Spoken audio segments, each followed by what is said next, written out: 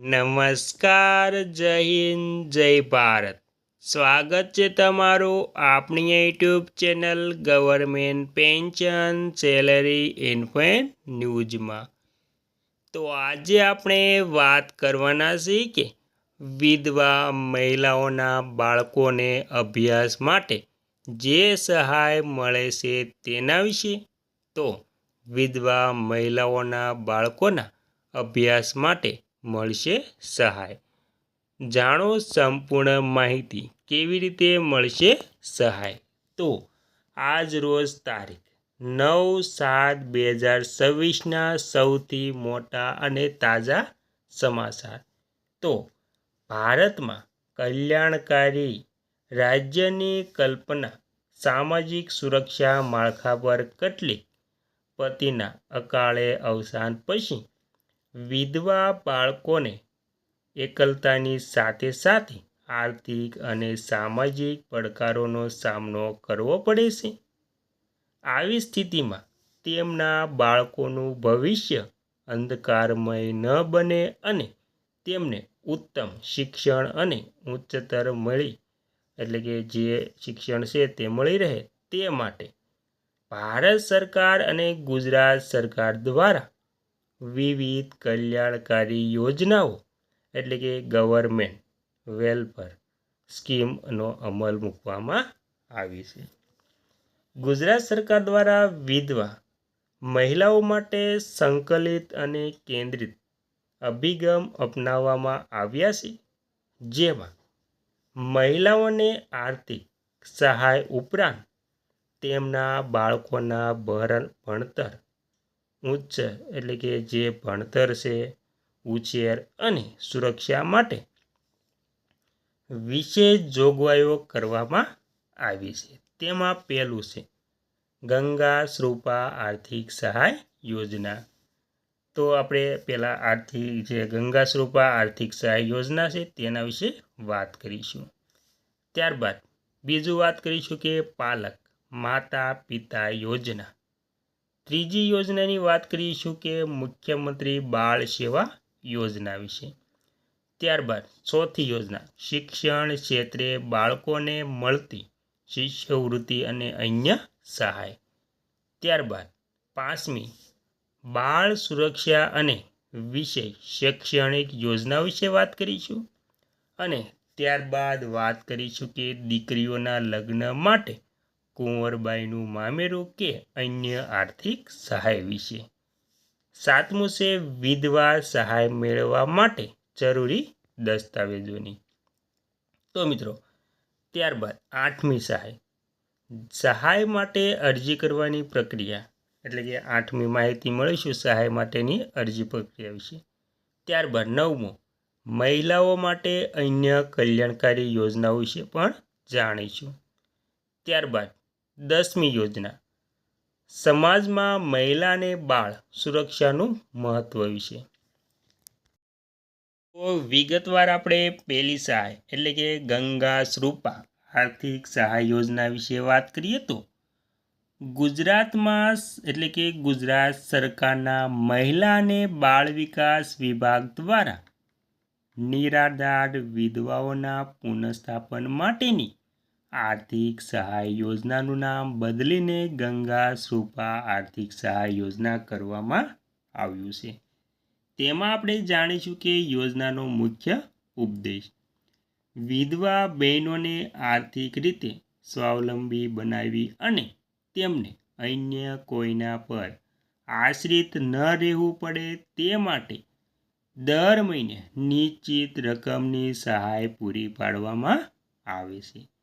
ત્યારબાદ મળવાપાત્ર સહાય.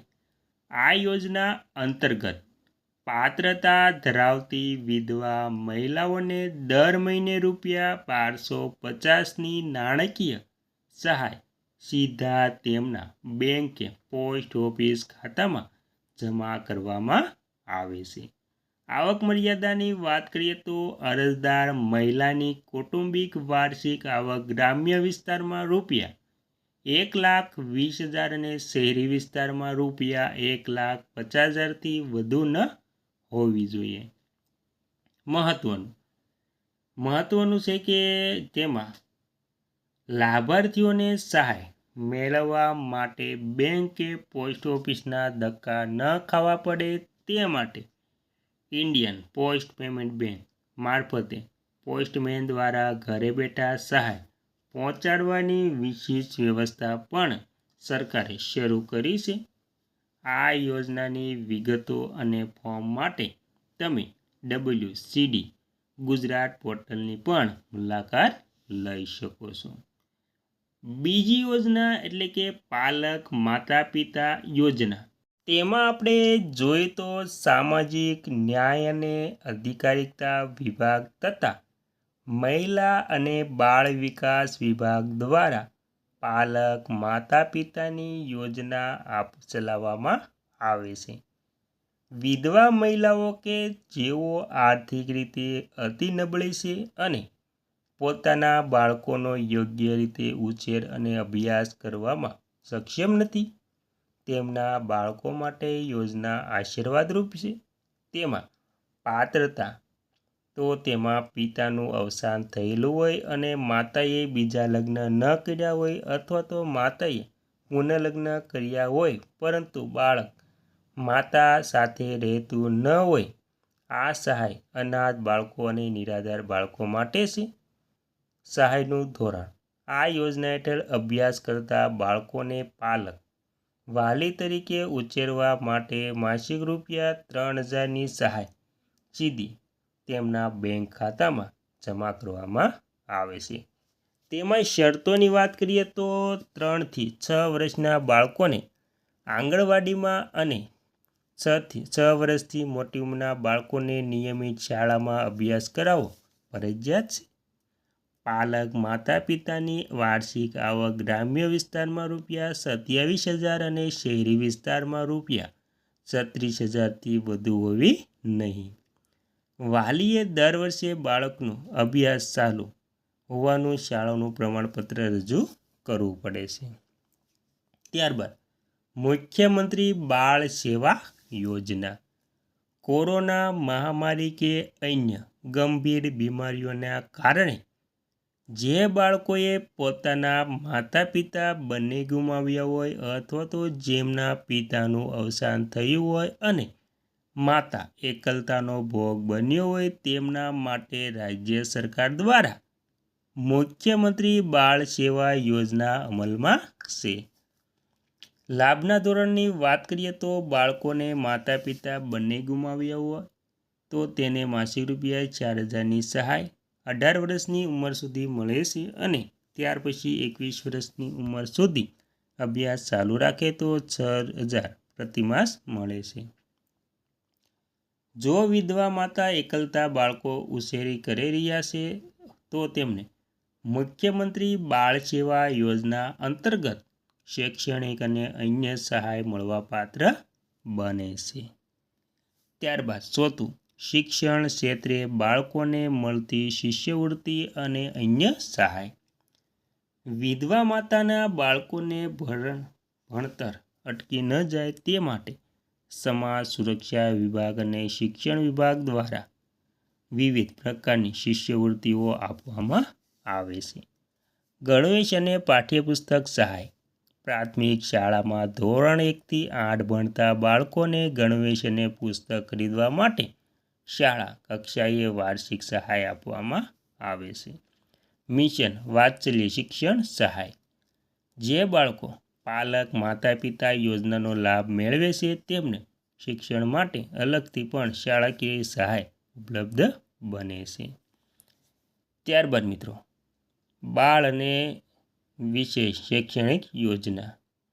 વિધવા મહિલાઓને બાળ સામાજિક અને માનસિક સહારો આપવા માટે જિલ્લા બાળ સુરક્ષા એકલ તરફથી પણ સહાય પૂરી પાડવામાં આવે છે.